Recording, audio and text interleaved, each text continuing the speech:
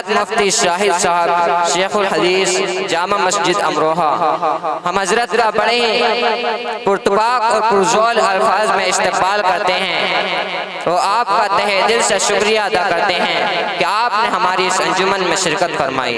میں حضرت سے بڑے ہی ادب و احترام کے ساتھ درخواست کرتا ہوں کہ حضرت ہم سب کو اپنے مفید اپنے نفع بخش کلمات سے نوازیں اور دعا فرما کر مجلس کے اختتام فرمائیں۔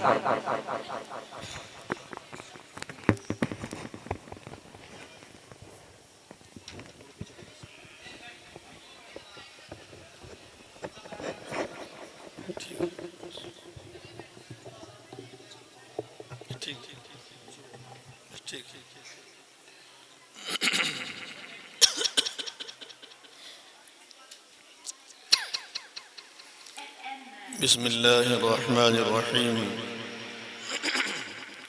الحمد للہ نحمده ونستعینه ونستغفره ونؤمن به ونتوکل علیہ ونعوذ باللہ من شرور انفسنا ومن سیئات اعمالنا ونعوذ باللہ من شرور انفسنا ومن سیئات اعمالنا ونعوذ بالله من شرور أنفسنا ومن سيئات أعمالنا من يهده الله فلا مضل له ومن يضلل فلا هادي له ونشهد أن لا إله إلا الله وحده لا شريك له ونشهد أن سيدنا ومولانا محمدا عبده ورسوله صلی اللہ تبارک و تعالی علیہ وعلا آلہ واصحابہ وبارک وسلم تسلیما کثیرا کثیرا اما بعد فعن الحسن مرسلا رحمہ اللہ انہ قال قال رسول اللہ صلی اللہ علیہ وسلم من جاءه الموت وهو يطلب العلم ليحيي به الإسلام فبينه وبين النبيين درجة واحدة في الجنة أو كما قال رسول الله صلى الله عليه وسلم اللهم صل على سيدنا ومولانا محمد وعلى آل سيدنا ومولانا محمد وبارك وسلم كما تحب وترضى عدد ما تحب وترضى۔ محترم بھائیوں، بزرگوں، پیارے ساتھیوں، اللہ کا کرم، اس کا فضل، اس کا احسان ہے کہ اس نے ہمیں ایمان کی سعادت بخشی، اپنے آخری پیغمبر حضرت محمد مصطفیٰ صلی اللہ علیہ وسلم کی امت میں شامل فرمایا اور پھر قرآن کریم کی نعمت سے مالا مال فرمایا۔ یہ اللہ تعالیٰ کے ایسے انعامات ہیں کہ رات دن 24 گھنٹے سجدہ ریز ہو کر اللہ کا شکر ادا کریں تب بھی شکر ادا نہیں ہو سکتا۔ اس وقت یہاں پر حاضری ہوئی، بڑی مسرت، بہت خوشی ہوئی۔ اس سے پہلے بھی یہاں حاضری ہو چکی ہے۔ ہمارے کرم فرما حضرت مولانا محمد عارف صاحب دامت برکاتہم کی یہ محنتیں ہیں، اور یہ محنتیں ویسے ہی نہیں ہوتی بلکہ اللہ رب العالمین کی طرف سے قبولیت ہوتی ہے۔ جو مخلص ہوتا ہے، اللہ کی رضا کے لیے محنت کرتا ہے، ناموری اور بڑائی جتانے کا داعیہ نہیں ہوتا بلکہ صرف دین کی خدمت انجام دینا پیش نظر ہوتا ہے، تو اللہ رب العالمین راستے اس کے لیے کھول دیتے ہیں، ہموار فرما دیتے ہیں۔ یہ چمن جو آپ دیکھ رہے ہیں چند دنوں کی یہ پیداوار ہے۔ اللہ تبارک و تعالیٰ نے اس علاقے میں جہاں پر انتہائی بدعات اور طرح طرح کے جرائم پیشہ لوگ رہتے ہیں، اس علاقے میں اس ادارے کو قائم فرمایا۔ اللہ تبارک و تعالیٰ نے اس کو ترقیات سے نوازا۔ یہ اللہ کا کرم ہے، اس کا فضل ہے، اور ہمارے محترم بھائی کی محنت اور خلوص ہے۔ اللہ تبارک و تعالیٰ مزید اس میں ترقیات عطا فرمائے۔ اس وقت میں نے آقا نبی کریم علیہ السلام کی ایک حدیث پاک پڑھی ہے۔ بہت دیر ہو گئی آپ حضرات بھی کہیں جائیں گے، کام سے ہوں گے، کچھ لوگ چلے بھی گئے، اس لیے مختصر وقت میں چند باتیں عرض کرنی ہیں۔ آقا نبی کریم علیہ السلام نے فرمایا کہ جس شخص کو اس حالت میں موت آئے کہ وہ علم دین حاصل کر رہا ہو اور اس کا منشا یہ ہو، مقصد یہ ہو کہ علم دین حاصل کرنے کے بعد وہ اسلام کی مذہب کی خدمت کرے گا، دینی خدمات کی انجام دہی کے لیے علم سیکھتا ہے، اور ابھی اس نے علم پورا سیکھا بھی نہیں، اس علم دین سیکھنے کے دور ہی سے گزر رہا ہے، اسی حالت میں اس کی موت واقع ہو جائے، موت آ جائے، تو اللہ رب العالمین کی نگاہ میں اس طالب علم کا کتنا اونچا مقام ہوگا۔ آقا نے فرمایا فَبَيْنَهُ وَبَيْنَ النَّبِيِّينَ دَرَجَةٌ وَاحِدَةٌ فِي الْجَنَّةِ، اس طالب علم کے درجے اور حضرات انبیاء علیہم السلام کے درجوں کے درمیان جنت میں صرف ایک درجے کا فرق ہوگا۔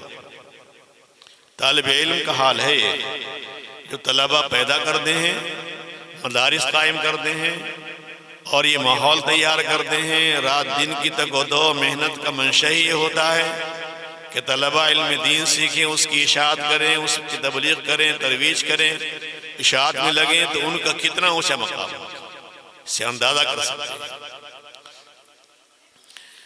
حضرت مولانا شاہ ولی اللہ صاحب محدث دہلوی رحمۃ اللہ علیہ نے ایک کتاب لکھی حجت اللہ البالغہ، اس میں مشکاہ شریف سے احادیث بہت لی ہیں۔ ایک حدیث پاک کے تحت آپ تشریح کرتے ہوئے فرماتے ہیں کہ جس شخص کے اندر 3 باتیں ہوں گی، مرنے کے بعد بھی اللہ تبارک و تعالی اسے اعلیٰ درجے کی زندگی عطا فرمائے گا۔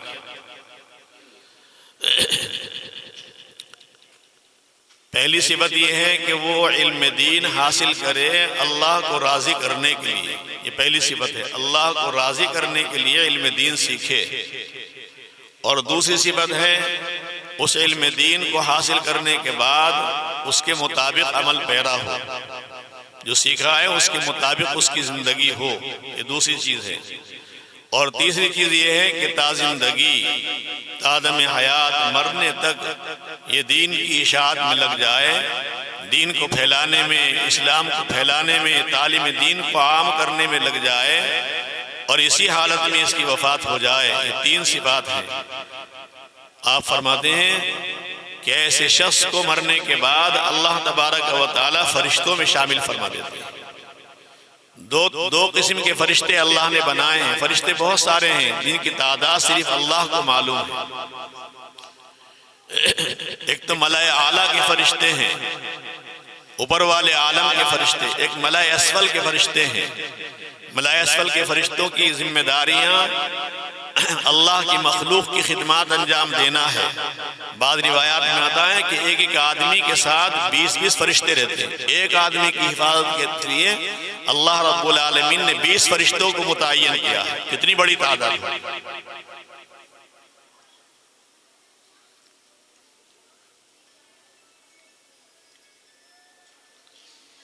الحمدللہ، تو یہ فرشتے اللہ کے بندوں کی خدمات انجام دیتے ہیں۔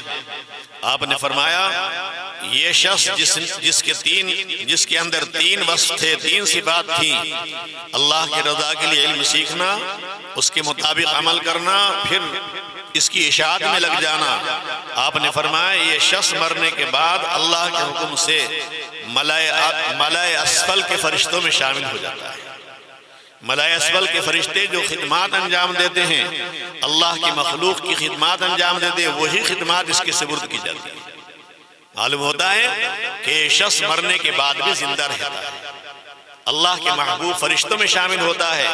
وہ فرشتے جن کے بارے میں قرآن میں اللہ فرماتا ہے لا يعصون اللہ ما امرهم ويفعلون ما يؤمرون، یہ فرشتے اللہ کے ایسی پاک مخلوق ہیں، کبھی گناہ نہیں کرتے، یہ تو ہمیشہ اللہ کی عبادت میں اللہ کی اطاعت کرتے، ایسی مخلوق میں اللہ ان کو شامل فرما دیتے ہیں۔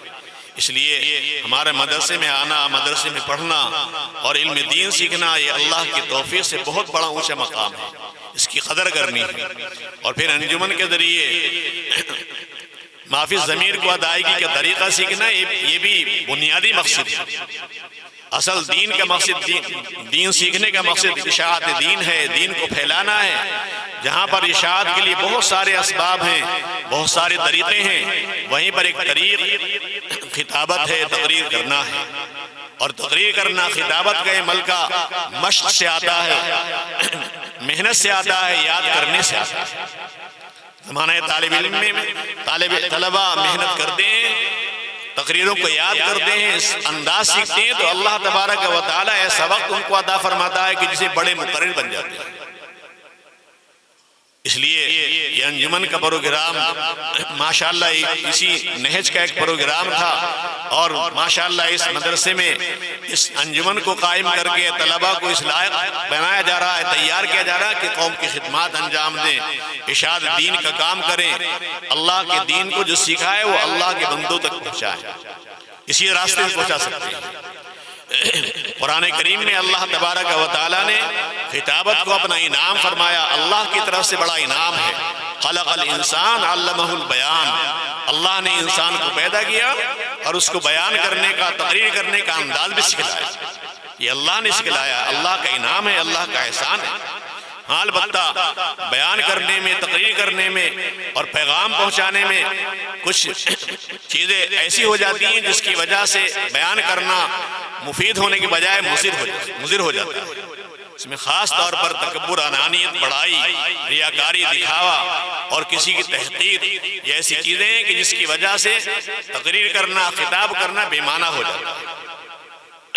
حدیث پاک میں آتا ہے، آقا نبی کریم علیہ السلام نے فرمایا، ایسے لوگ جو بیان تو کرتے ہیں لیکن تحقیر کے لیے، لوگوں کو حقیر بتانے کے لیے، لوگوں کو رسوا کرنے کے لیے بیان کرتے ہیں، اپنے آپ کو بھول جاتے ہیں، عمل نہیں کرتے۔ آقا نے فرمایا، میرا گزر شب معراج میں ایسے لوگوں پر ہوا جن کے ہونٹ قینچی سے کاٹے جا رہے تھے۔ میں نے معلومات بتایا، جبریل نے فرمایا کہ آپ کی امت کے دنیا دار خطبہ ہیں، دنیا دار تقریر کرنے والے۔ ایک روایت میں آتا ہے، مشہور روایت ہے، آقا نبی کریم علیہ السلام نے فرمایا، ایک شخص کو جہنم میں ڈالا جائے گا، جہنم میں اس کی آنتیں نکل جائیں گی، ان آنتوں کے چاروں طرف وہ گھومے گا، چکر لگائے گا، جیسا کہ گدھا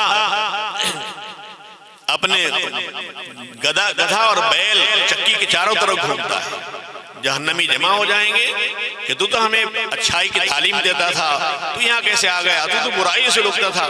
وہ کہے گا، میں تمہیں تعلیم دیتا تھا لیکن عمل نہیں کیا۔ اس لیے تقریر کرنا بہت بڑی بات ہے، بہت بڑی سعادت کی چیز ہے، اور بہت بڑا دین کا شعبہ ہے، بہت بڑی خدمت ہے دین کی۔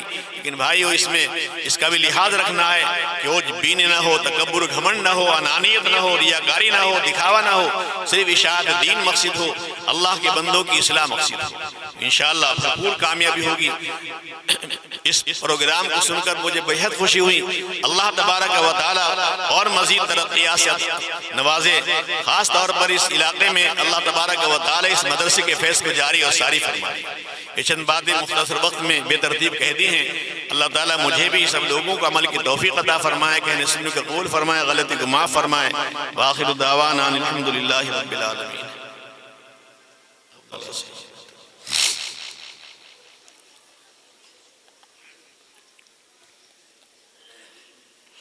الحمد لله رب العالمين عدد خلقه ورضا نفسه وزنة عرشه ومداد كلماته اللهم لا نحصي ثناء عليك أنت كما أثنيت على نفسك اللهم صل فسلم وبارك على سيدنا ومولانا محمد وعلى آل سيدنا ومولانا محمد كما تحب وترضى عدد ما تحب وترضى يا أرحم الراحمين يا ذا الجلال والإكرام يا مجيب يا مجيب يا حي يا قيوم برحمتك نستغيث لا إله إلا أنت سبحانك إني كنت من الظالمين۔ اے اللہ اپنی رحمت سے ہم سب کی مغفرت فرما، ہم سب کے ماں باپ کی مغفرت فرما، ہم سب کے مرحومین کی مغفرت فرما، سارے ایمان والوں کی، ساری ایمان والیوں کی مغفرت فرما۔ اے اللہ ہم سب کی جائز مرادیں پوری فرما، عفت کی باغ دامنی کی حیا کی زندگی عطا فرما، بے حیائی سے، فحشکاری، بدکاری، زناکاری سے حفاظت فرما۔ ہم سبھی کو سچائی کی، امانت داری کی، تقوی طہارت کی زندگی نصیب فرما، سنت والی زندگی نصیب فرما۔ اے اللہ اعلیٰ اخلاق، اعلیٰ کردار عطا فرما، خلق عظیم کی توفیق عطا فرما، بد خلقی، بد مزاجی سے، بد اعمالیوں سے حفاظت فرما۔ اے اللہ بدعات سے، سیئات سے، مکروہات سے حفاظت فرما۔ اے اللہ جسمانی روحانی صحت عطا فرما، جسمانی روحانی امراض سے ہماری حفاظت فرما، خاص طور پر مہلک بیماریوں سے ہماری پوری امت کی حفاظت فرما۔ ہم سبھی کی حلال روزیوں میں برکتیں عطا فرما، حلال اور پاک روزی وسعت، برکت، عافیت، عزت کے ساتھ بھرپور نصیب فرما۔ تنگیوں سے حفاظت فرما، ہماری ضروریات کا تکفل فرما۔ ہمارے دین کی، دنیا کی ساری ضرورتیں آپ کے علم میں ہیں، ہم سے زیادہ جاننے والے ہیں۔ غیبی امداد فرما، پردہ غیب سے ہماری ساری ضرورتیں پوری فرما۔ ہمارے دین کی، دنیا کی ساری ضرورتیں کا تکفل فرما، غیبی خزانے سے ہمارے دین کی، دنیا کی ساری ضرورتیں پوری فرما۔ اپنا ہی محتاج بنا، اپنے غیر کا محتاج نہ بنا۔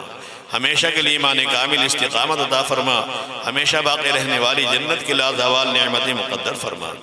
اے اللہ ہمارے ملک ہندوستان میں امن و امان کے فیصلے فرما، بد امنی سے حفاظت فرما، سارے عالم میں اے اللہ اسلام کو بول بالا فرما، مسلمانوں کو عروج نصیب فرما، ترقیات سے مالا مال فرما۔ تمام مدارس اسلامیہ کو ترقیات سے مالا مال فرما۔ اے اللہ تنزل سے حفاظت فرما، مدارس اسلامی کی خدمات کو قبول فرما، اپنی بارگاہ میں قبولیت نصیب فرما، خاص طور پر اس مدرسے کی خدمات کو قبول فرما۔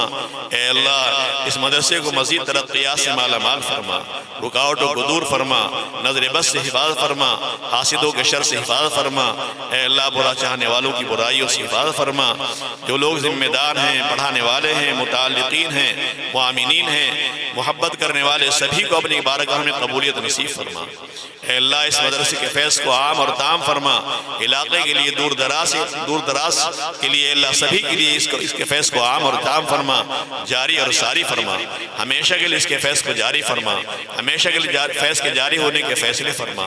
اے اللہ اس مدرسے کے بانی کے لیے آخرت میں نجات کا ذریعہ بنا، ہم سبھی کے لیے نجات کا ذریعہ بنا، اس کے متعلقین کے لیے نجات کا ذریعہ بنا۔ اے اللہ غیبی امداد فرما، اس مدرسے کی ضروریات کا تکفل فرما، پردہ غیب سے اس کی ساری ضرورتیں پوری فرما، تعمیرات کی ضرورتیں ہوں یا تعلیم کی ضرورتیں ہوں، اے اللہ ساری ضرورتیں غیبی خزانے سے پوری فرما۔ اے اللہ حلال طریقے پر، جائز طریقے پر اے اللہ ساری ضرورتیں پوری فرما۔ ہم سبھی کو خلوص للہیت عطا فرما، خلوص للہیت کے ساتھ دین کا کام کرنے کی توفیق عطا فرما۔ جن بھائیوں نے، بہنوں نے دعاؤں کے لیے لکھا ہے، جن کا ہم پر کسی بھی طرح کا احسان ہے، کہنے کے متوقع کہہ نہیں سکے، سبھی کی جائز مرادیں پوری فرما، سبھی کی پریشانی بیماری دور فرما، خاص طور پر ہم حاضرین کی جائز مرادیں پوری فرما، حاضرین کی پریشانیاں بیماریاں دور فرما۔ ہم سبھی کو علم دین کی خدمات کے لیے قبول فرما، اشاعت دین کے لیے قبول فرما۔ اے اللہ قرآن و حدیث کی خدمات انجام دینے کے لیے قبول فرما، بلا استحقاق قبول فرما۔ ہمارے معاصی کی وجہ سے ہمیں محروم نہ فرما، محض اپنی رحمت سے، اپنے فضل سے اے اللہ دینی خدمات کی توفیق عطا فرما، تا دم حیات دینی خدمات کرنے کی توفیق عطا فرما، خلوص کے ساتھ اے اللہ اخلاص کے ساتھ، بغیر ریا کے، بغیر دکھاوے کے، اے اللہ کسی بھی طرح کی دنیاوی غرض کے بغیر دینی اشاعت کی توفیق عطا فرما۔ ہماری نسلوں کو قبول فرما، اپنی رحمت سے قبول فرما، اپنے فضل سے قبول فرما۔ اے اللہ جو کچھ مانگا ہے وہ بھی عطا فرما، جو مانگ نہیں سکے ہماری ضرورت کا ہے، آپ کے علم میں ہے، بغیر مانگے اپنے شایع نشان بھرپور نصیب فرما۔ خاص طور پر جب خاتمہ ہو تو ایمان کی شہادت کی موت نصیب فرما، ایمان کامل پر ہمارا خاتمہ فرما، ایمان کامل کی شہادت کی موت نصیب فرما، اور اپنے پاک بندوں میں، صالحین میں ہم سبھی کو شامل فرما۔ اے اللہ محض اپنے فضل سے، اپنی رحمت سے ہماری ان تمام دعاؤں کو اپنی پاک بارگاہ میں قبول فرما، اپنے پاک نبی علیہ السلام کی برکتوں سے قبول فرما۔ صلی اللہ تعالی وبارک وسلم علی خیر خلقہ محمد وآلہ واصحابہ اجمعین برحمتک یا ارحم الراحمین۔